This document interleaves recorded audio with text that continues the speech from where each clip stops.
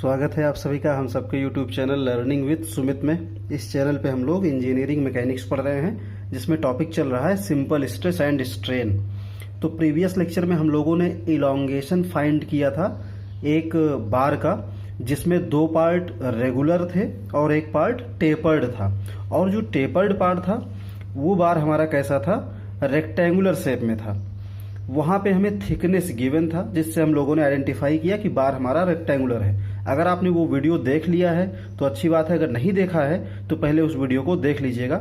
आज जो क्वेश्चन है इसमें भी हमें फाइंड करना है elongation of bar, elongation of बार, लेकिन ये प्रीवियस क्वेश्चन से अलग है। यहाँ पे हमें डायमीटर गिवन है। ये जो फर्स्ट पार्ट है बार का, अगर हम इस बार को पार्टीशन कर देते हैं, हम इसको मान लेते हैं कि ये फर्स्ट पार्ट है, इसको मान लेते हैं ये सेकेंड पार्ट है, और इस वाले पार्ट को मान लेते हैं ये हमारा थर्ड पार्ट है। मतलब बार को तीन पार्ट में डिवाइड कर लिया, पार्ट 1, पार्ट 2 एंड पार्ट 3 में।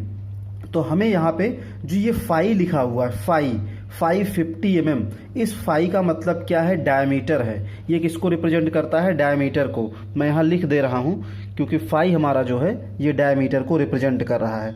तो हमारा जो डायमीटर है D1, मैं इसको फर्स्ट मान लेता हूँ, तो ये कितना है 50 mm, ये डायमीटर है। इसी तरह से जो यहाँ पे देखिए 520 mm, क्वेश्चन में ही लिखा हुआ है 520 mm। तो ये 5, जब इस तरह से क्वेश्चन में अगर आपको 5 लिखा रहता है तो आप समझ जाइएगा ये डायमीटर आपको गिवन है, इसको आप स्ट्रेन मत समझिएगा। तो D2 आपका कितना है 20 mm। अब यहाँ पे आप देखिए जो लेंथ गिवन है ये किस में है, मीटर में। ये भी लेंथ मीटर में, और थर्ड पार्ट की लेंथ भी किस में है, मीटर में है। और हमारा जो मॉडुलस ऑफ इलास्टिसिटी है ये हमें गिवन है 200 giga pascal. Modulus of elasticity जो हमें गिवन है ये कितना दिया गया है, ये दिया गया है 200 गीगा पास्कल। तो इस तरह से अगर हम यूनिट देखेंगे, इस तरह से अगर हम यूनिट देखें तो जो भी क्वांटिटीज़ हमें गिवन हैं सभी यूनिट में अलग अलग हैं। तो हम सबसे पहले ऐसे क्वेश्चन में क्या करते हैं, यूनिट थ्रू आउट सेम करते हैं। तो चैनल को अगर आपने सब्सक्राइब नहीं किया है तो सब्सक्राइब कर लीजिएगा, जिससे हमारे जो भी नए क्वेश्चंस आते हैं वो आपको मिलते रहें। और अगर आपकी समझ में प्रॉब्लम आती है तो आप लाइक भी कर सकते हैं, वीडियो को लाइक कर सकते हैं। अगर कुछ समझ में नहीं आता, कोई आपको दिक्कत महसूस होती है तो उसके लिए आप कमेंट सेक्शन में कमेंट कर सकते हैं, तो उसको मैं नेक्स्ट वीडियो में आपके लिए इम्प्रूव करने की कोशिश करूंगा। तो इसको हमारे साथ आप सॉल्व करिए। तो मैंने आपसे बताया हमें सबसे पहले क्या करना पड़ेगा, यूनिट को थ्रू आउट सेम करना पड़ेगा, क्योंकि इस क्वेश्चन में यूनिट अलग अलग है। तो हम क्या करते हैं, लेंथ हमारा मीटर में है, हम डायमीटर को भी मीटर में चेंज कर लेते हैं। तो ये 50 mm है, अगर हम इसको मीटर में चेंज करेंगे तो क्या करेंगे, 1000 से डिवाइड करेंगे। 1000 से डिवाइड करेंगे तो हमारा जो D1 होगा ये हो जाएगा 0.050 मीटर। इसी तरह से जो D2 होगा इसको भी 1000 से डिवाइड करेंगे तो 0.020 मीटर हो जाएगा। यानी जो दोनों mm में यूनिट थी ये भी मीटर में चेंज हो गई। लेंथ ऑलरेडी हमारा मीटर में है। अब मॉडुलस ऑफ इलास्टिसिटी को देखते हैं, तो ये गीगा पास्कल है। आप जानते हो गीगा पास्कल का मतलब क्या होता है, 200 गीगा पास्कल, गीगा है तो इसको 10⁹ और पास्कल का मतलब न्यूटन पर मीटर स्क्वायर। तो ये भी मीटर में है, ये हमारा मीटर में, डायमीटर भी मीटर में हो गया। फोर्स हमारे न्यूटन में है। यहाँ पे देखिए जो फोर्स लग रहे हैं ये सभी न्यूटन में फोर्सेस हैं, और ये भी न्यूटन है। तो अब जो यूनिट है ये थ्रू आउट सेम हो गई। अब हम लोग आसानी से एक एक पार्ट का इलॉन्गेशन फाइंड कर सकते हैं। एक एक पार्ट का इलॉन्गेशन फाइंड करने के बाद क्या करेंगे, प्रिंसिपल ऑफ सुपरपोजिशन अप्लाई करेंगे। अगर आपने प्रिंसिपल ऑफ सुपरपोजिशन का वीडियो नहीं देखा है तो वो वीडियो भी जरूर देख लीजिएगा, आपके लिए इम्पोर्टेंट है। और अगर उसका लिंक जो है मैं डिस्क्रिप्शन में दे दूंगा, वहाँ से भी आप डायरेक्ट जाके देख सकते हो, लेकिन उस वीडियो को जरूर देख लीजिएगा। तो प्रिंसिपल ऑफ सुपरपोजिशन को यूज करके हम लोग क्या करेंगे, इस बार का इलॉन्गेशन फाइंड कर लेंगे। तो ध्यान से इसको समझिए और हमारे साथ इस क्वेश्चन को सॉल्व करिए। तो हम लोग क्या करेंगे, एक एक पार्ट की एनालिसिस करते हैं, यानी इलॉन्गेशन फाइंड करते हैं एक एक पार्ट का। तो यहाँ पे हम सबसे पहले फर्स्ट पार्ट देखते हैं। तो जो हमारा फर्स्ट पार्ट है, फर्स्ट पार्ट मैं इसको थोड़ा सा अलग कर लेता हूँ। तो फर्स्ट पार्ट हमारा कुछ इस टाइप से एक रेगुलर बार है। कैसा बार है, रेगुलर बार, मतलब इसके दोनों एंड पे डायमीटर सेम है। ध्यान रखिएगा ये रेक्टेंगुलर नहीं है, यहाँ पे डायमीटर गिवन है, और जब डायमीटर दिया जाता है तो उसका क्रॉस सेक्शन कैसा होता है, सर्कुलर होता है। ये एक्चुअल में बार सर्कुलर है। इसको यहाँ पे और यहाँ पे आप देखोगे, सामने से देखोगे तो ये आपको कैसा दिखेगा, ये आपको सर्कुलर दिखेगा, ऐसे ऐसे। इसका जो क्रॉस सेक्शन है ये कुछ इस टाइप से होगा। इसी तरह से आप जब यहाँ पे देखोगे तो यहाँ भी आपको ये सर्कुलर दिखेगा, ऐसे जब आप इसको देखोगे, मतलब डायमीटर गिवन है तो आपका जो बार है कैसा है, सर्कुलर है। इस पे जब हम फोर्स देखेंगे कितना लग रहा है, तो फर्स्ट पार्ट में सबसे पहले आप क्या करिए, लेफ्ट में देखा करिए कितना फोर्स है, 60 न्यूटन। तो यहाँ पे जो फोर्स है 60 न्यूटन, इसका डायरेक्शन क्या है, राइट वर्ड। तो आप उतना ही फोर्स क्या करिए, इस तरफ लगा दीजिए 60 न्यूटन, लेकिन डायरेक्शन चेंज कर दीजिए क्योंकि बार आपका इक्विलिब्रियम में होना चाहिए। तो ये राइट वर्ड था तो इसको क्या किया, लेफ्ट वर्ड इसका एरो लगा दिया बाईं तरफ की तरफ। और लेंथ कितनी है इसकी, 2 मीटर, 2 मीटर ये लेंथ है। तो अब हम इसका जब इलॉन्गेशन फाइंड करेंगे तो डेल L1 जो होगा, इसका फार्मूला क्या होगा, P1 L1 upon A1 E, P1 L1 upon A1 E। यहाँ से कैलकुलेट कर लेते हैं। तो हमारा P1 कितना है, 60, L1 कितना है, L1 है 2 मीटर, यानी फर्स्ट पार्ट की लेंथ कितनी है, 2। तो P1 L1 अपॉन A1। अब एरिया कैसे फाइंड करोगे, क्रॉस सेक्शन सर्कुलर है, तो अगर सर्कुलर क्रॉस सेक्शन होता है, अगर क्रॉस सेक्शन सर्कुलर है तो एरिया का फार्मूला क्या होता है, pi by 4 D square. Previous question में हम लोगों ने एरिया का फार्मूला यूज किया था B/T, क्योंकि वहाँ पे रेक्टेंगुलर क्रॉस सेक्शन था। तो यहाँ पाई/4 एरिया हो जाएगा पाई/4, और हमारा डायमीटर कितना है इस पार्ट का, तो इस पार्ट का जो डायमीटर है ये 50 mm था। कितना था, 50 mm। इसको हम लोगों ने मीटर में चेंज किया है, तो यहाँ वैल्यू पुट करेंगे मीटर में, 0.050 स्क्वायर। तो ये एरिया हो गया। और यंग्स मॉडुलस या फिर मॉडुलस ऑफ इलास्टिसिटी कितना है, 200 × 10⁹ तो इसको कैलकुलेट कर लेते हैं। तो यहाँ से हमें फर्स्ट पार्ट का इलॉन्गेशन मिल जाएगा। तो फर्स्ट पार्ट का इलॉन्गेशन आ गया 3.055 इंटू 10⁻⁷। सभी को मीटर में चेंज किया है तो इलॉन्गेशन भी किस में आएगा, मीटर में आएगा। तो ये हो गया हमारे फर्स्ट पार्ट का इलॉन्गेशन। आइए अब कैलकुलेट करते हैं सेकेंड पार्ट का इलॉन्गेशन, जो सबसे इम्पॉर्टेंट है। सेकेंड पार्ट का इलॉन्गेशन, क्योंकि फर्स्ट और थर्ड तो वैसे ही सॉल्व हो रहे हैं जैसे आप स्टार्टिंग से सॉल्व करते हुए आ रहे हो, लेकिन जो ये सेकेंड पार्ट है, इसमें आप देखोगे तो दोनों तरफ डायमीटर वेरी कर रहा है। यहाँ पे डायमीटर ज़्यादा है, यहाँ पे डायमीटर कम है। तो इसमें सबसे पहले फोर्स देख लीजिए कितना है। तो मैंने आपको बताया है मिडिल सेक्शन के लिए एक फार्मूला क्या है, मैं फिर से यहाँ लिख रहा हूँ। फार्मूला मैंने बताया है मिडिल सेक्शन के लिए, आप उस पार्ट में चेक किया करिए कि उस लाइन पे कितना फोर्स लग रहा है जहाँ से वो पार्ट स्टार्ट हो रहा है, on the line plus left side, plus उसके लेफ्ट साइड कितने फोर्स हैं। ये ध्यान देना कि इसमें जो लेफ्ट साइड के फोर्स आप देखोगे उसका एल्जेब्रिक सम करना है विद डायरेक्शन। ऐसा नहीं कि डायरेक्ट आप ऐड कर दो, नहीं, उसके डायरेक्शन के साथ ऐड करिएगा। तो यहाँ पे देखिए, आप यहाँ पे देखिए सेकेंड पार्ट आपका कहाँ से स्टार्ट हो रहा है, ये पॉइंट, ये आपका सेकेंड पार्ट की लाइन है। तो इस पे ऑन द लाइन कितना है, 50, और ये 50 लेफ्ट वर्ड है, प्लस लेफ्ट साइड कितना है इसके लेफ्ट साइड आगे बढ़ोगे तो यहाँ 60 मिल रहा है। ये अपोजिट है, ये वाला ज़्यादा है, तो 50 - 60 यानी आपका फोर्स कितना आ रहा है, 10 आ रहा है इसके अपोजिट डायरेक्शन में। मैं यहाँ पे एक लाइन खींच के आपको समझाने की कोशिश करता हूँ, यहाँ से आप समझिएगा। ये देखिए, इस पे एक फोर्स है 50 आपका लेफ्ट वर्ड है, और इसके लेफ्ट साइड से कितना आ रहा है, 60 आपका राइट वर्ड है। तो कौन सा फोर्स ज़्यादा है दोनों में, 60 ज़्यादा है। यानी दोनों का जब आप एडिशन करोगे, दोनों को ऐड करोगे तो 60 - 50 कितना हो जाएगा, 10। ध्यान रखना एल्जेब्रिक सम की बात कर रहे हैं। तो इस लाइन पे जो नेट फोर्स होगा ये कितना होगा, 10 होगा, और डायरेक्शन अंदर की तरफ होगा। अंदर की तरफ इसलिए होगा क्योंकि ये बड़ा है, अंदर की तरफ जो फोर्स लग रहा है ये बड़ा है। यानी आपका जो सेकेंड पार्ट में फोर्स आया ये कितना आ गया, ये आ गया 10 न्यूटन। अब उतना ही फोर्स आप क्या करिए, इस तरफ से लगा दीजिए। तो इस तरफ भी फोर्स लगा दिया, कितना, 10 न्यूटन। तो सेकेंड पार्ट का फोर्स आ गया 10 न्यूटन। इस फोर्स को आप बहुत ध्यान से समझिएगा।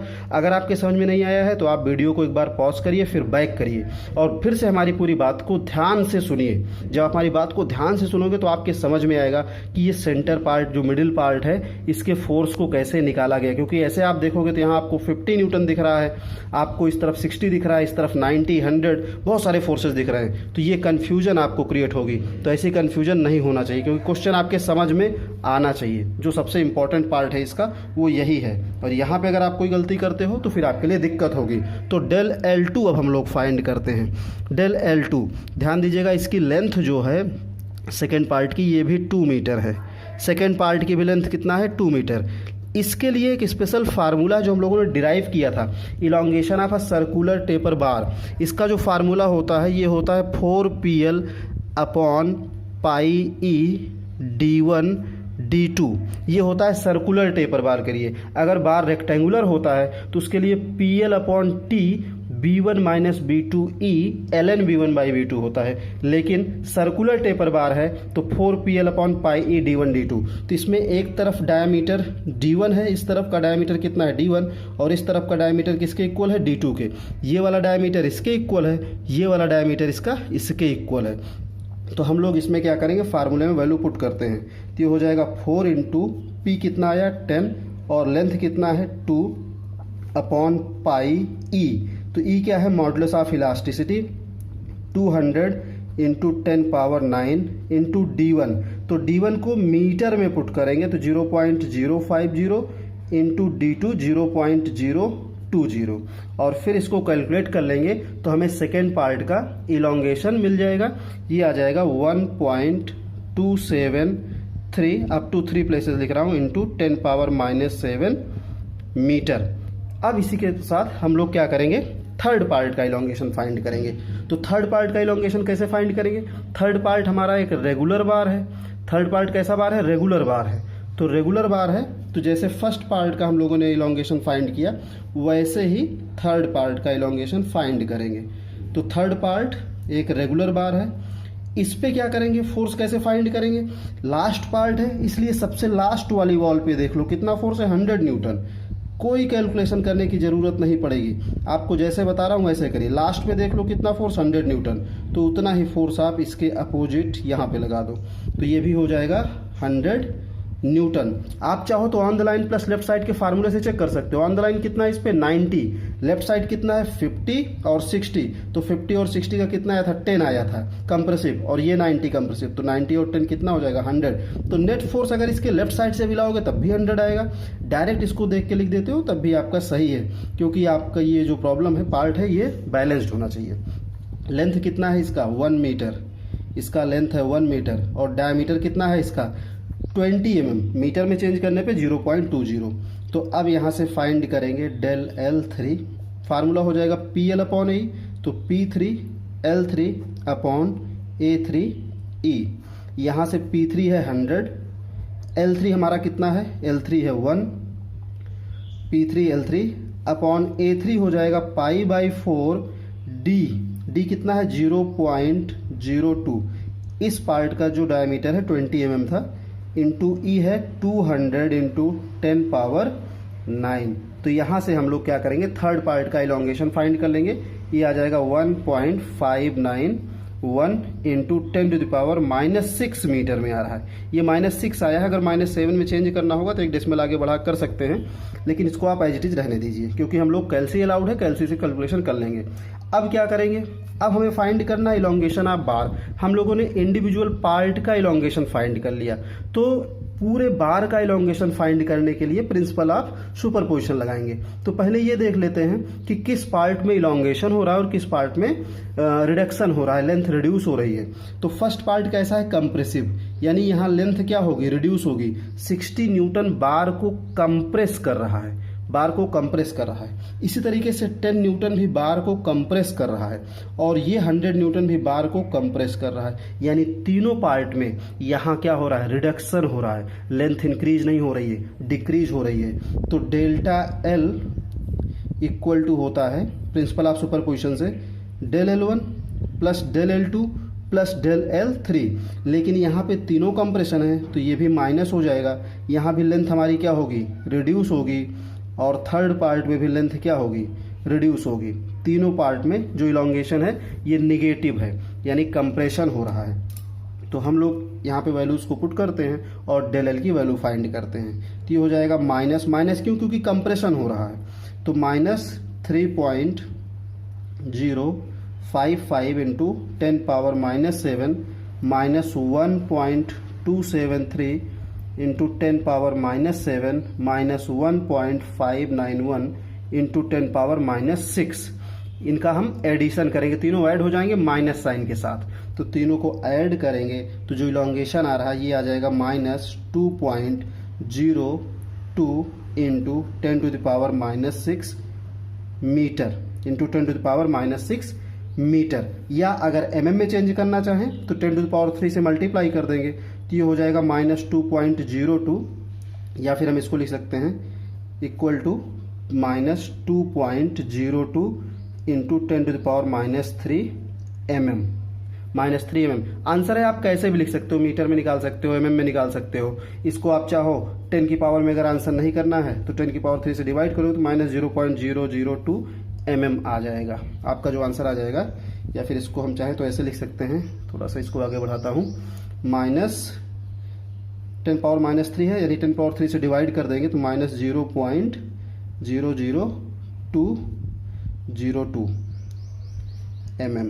ये आ गया हमारा डेल एल ऑफ बार। जरूरी नहीं कि आप इसको यहाँ तक पूरा सॉल्व करो जहाँ तक मैंने सॉल्व किया है, आपका आंसर यहाँ पे आ गया, आप यहाँ पे इसको छोड़ सकते हो। यही आपका, ये मीटर में इलॉन्गेशन आ जाएगा, ये मीटर में आपका इलॉन्गेशन आ गया, ये आपका आंसर हो जाएगा। तो इस तरह से हम लोग किसी भी बार का जो कि सर्कुलर टेपर बार है उसका इलॉन्गेशन फाइंड कर सकते हैं। हाँ, एक बात बहुत जरूरी है आपको यहाँ पे समझना कि माइनस साइन का क्या मतलब है। तो आप लिख सकते हो minus sign represent negative sign, sign represents length of bar